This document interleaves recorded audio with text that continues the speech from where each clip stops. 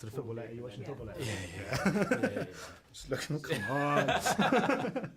Time's coming. I really enjoyed the film. Thank you, by the way. man. This franchise is great. I really enjoy it. Oh, I appreciate it. So I'm doing 2.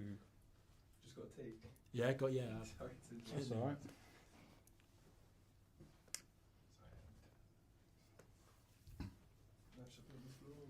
You can put it here. Sorry, Stefan. That's all right. What'd you get me? Nothing.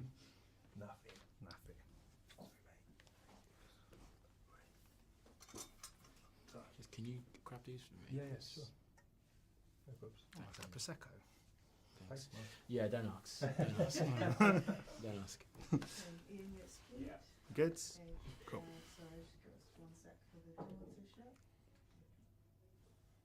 Tash, can you shut the door? Okay, you can go ahead. Cool. Right, yes, I'm going to begin by asking what it was that initially attracted you to getting involved in the First Purge. What initially attracted me was being a part of an amazing franchise, for one, and, you know, telling a story in which I felt like was the right time to tell. This film, you know, being the full film, but the first Purge, the first story, and wanting to be a part of, you know, telling why this whole thing came about. And the team behind it, really, like, you know, James has been amazing in the series he's created, and Gerard, the director, had a clear vision for what he wanted the First Purge to be, and I think when you see the film you can see that it's very different to the other purges, and he set that from the outset, and yeah, I wanted to be a part of something which is going to be different. Because I mean, these films kind of masquerade as being kind of survivalist thrillers, but they've got a lot to say, don't they? I mean, this has a real commentary on kind of social and on the culture in America and the kind of social politics as well. Yeah, like, it's a huge social commentary, and I think that the big thing is holding a glass up to society and saying, okay, let's talk about this. Let's create this conversation. I don't know what's right or what's wrong, and everyone has their own opinion, but at least sparking that conversation and putting it up in our faces to actually realize what is potentially happening or not happening is something which this film gives us the license to do.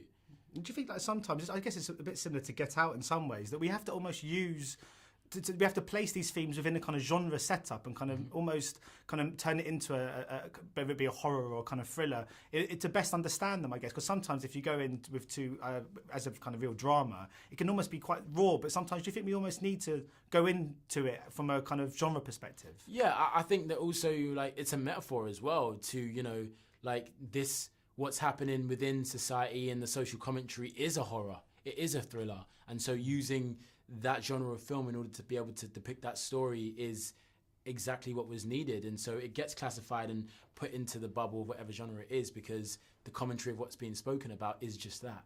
And I mean, it must be pretty cool as well being an action movie. I mean, there's this image when we're sort of kids, of these images of our head of kind of running, having our fingers as kind of guns, hiding behind doors. It's that kind of idea of make believe, which is what I guess is what inspires lots of kids to become actors in the first place. To actually be in that setting and to be kind of in an action movie setup must be kind of surreal. Yeah, it is. It is. It's like when you're kind of just starting off and you want to be an actor, you're watching. That's what you're watching. Everyone's going crazy for these action films, and you're like, I want to be essentially an action hero. I want to be a superhero. I want to be able to depict and play a character and be someone that I never get to be in real life. And so this film gave you the opportunity to do that. And yeah, it's surreal when you're in that moment and you're doing it. You're like, this is crazy, but at the same time, you have to live that moment and convince our audience that this is the world that they're buying into.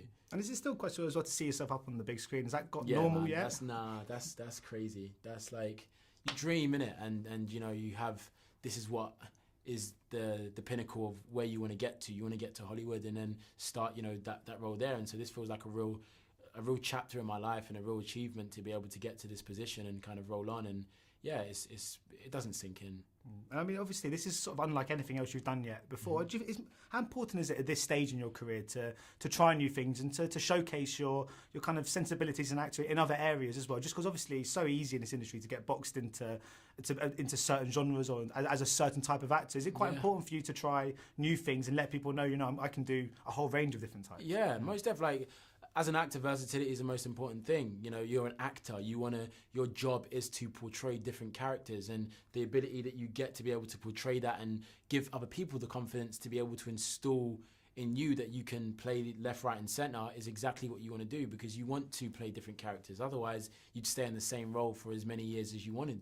And, you know, it's a great opportunity to be able to showcase what I can do, and also, even in the American market, be able to put that stamp and say, look, I'm here and this is what I can do, as well as all the comedy that you've seen. So yeah, it's a beautiful opportunity, man. Brilliant. Thanks so much for your time. Much appreciated. Anytime. Thank you. I'm just going to stay sat right here. Yeah, I'm doing you- another one, but yeah, cool. it just feels like a good way to end the interview. Yeah.